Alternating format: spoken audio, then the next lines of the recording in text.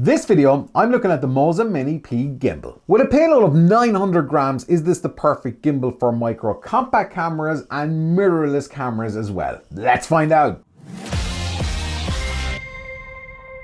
My name is Vic Barry, and for techniques, tips and thoughts on creative video, please consider hitting subscribe, especially if you find this video useful.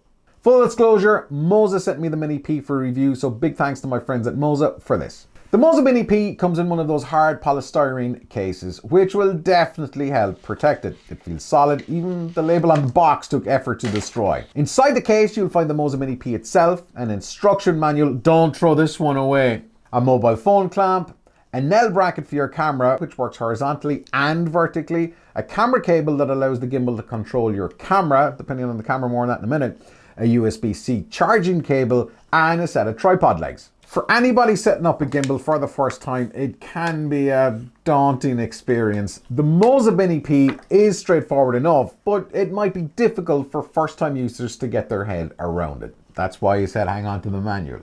I've got a tip, by the way, that would be a big help, but I'll get to that in a second. Now, essentially, you have to balance the camera on each axis, the tilt, the roll axis, the pan, and so on. Now, you do this by sliding the camera back and forth by loosening the thumb screw, and until it doesn't move and stay stationary on that axis, then once you get it in the right position, where it's balanced on that axis, you tighten it up, and then you're kind of more or less good to go, and you move on to the next axis. It takes practice. The more you do it, the quicker you'll get at it. Now, for that tip, make sure, and this is so important, make sure the camera is in the shooting position. So if that's something like the Sony ZV-1 or any other micro compact camera, ensure the lens is out and the camera is powered on. Otherwise, you've balanced the camera when it's powered off, and the lens will throw off the balance of the gimbal when you turn it on. Chances are you probably won't get this right on your first attempt, and that's okay. I still absolutely hate balancing cameras on gimbals. It can be frustrating. But take your time. You'll get there. Camera control, as I said, is also allowed with the included USB cable, and I had mixed results, to be honest. It worked, but didn't work well enough with the Sony a6600 to keep it plugged in. It just seemed to keep taking photos as opposed to starting and stopping video recording. The Moza Mini P is ready to go once you've balanced it and turned it on. However, the Moza Master phone app is incredibly useful. Not only will it help you balance the camera and tell you where it's off balance, you can use the remote control option to control the gimbal, and even, and this is crazy, and even use your phone to directly control the camera with the gyro voodoo scope thing, which is crazy. It's amazing and so much fun at the same time. Now for some test footage. The Moza Mini P is capable of a payload of 900 grams, but who am I to pay attention to that? I piled on my Sony a6600, the Sigma 16mm lens, and a small rig cage onto the Moza Mini P, and yes, it balanced, and yes, it worked, although on reviewing the footage, the gimbal really struggled. So yeah, pay attention to the payload.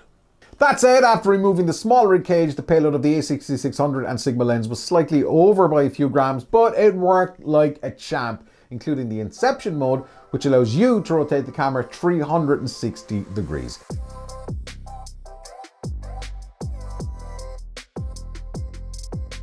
Same for the ZV-1, although I kept the small rig cage on here and it just works flawlessly.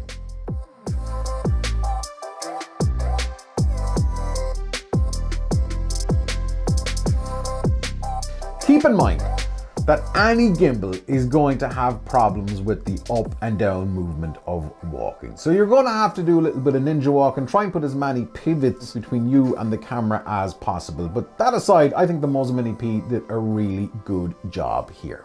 There's a lot to like about the Moza Mini P besides the price point. For a first gimbal for someone, it works great with a micro compact camera like the Sony ZV-1, and it also gives you the flexibility for a bigger camera when the time comes to upgrade to something else. Now, while it won't allow a huge camera, 900 grams should be enough for a lot of users out there. Besides its phenomenal 20-hour battery life, there's an absolute ton of modes from FPV to sports, and there's even more button combo presses to avail of them all.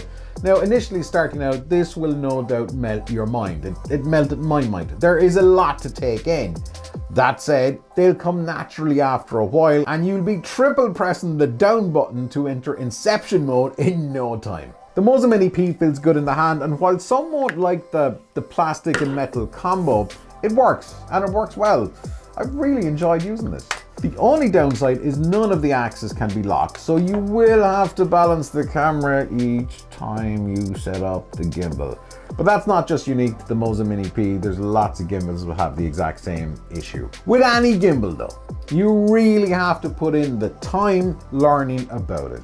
From folding it, to unfolding it, to balancing it, and to learning the various modes. But if you put in the work, you'll get some great results. Speaking of great results, there's a video up here that I think you guys will absolutely love, and I'll see you on the next video, and until then, don't stop fighting for yourself. That would be a real bad idea, to punch a lens with.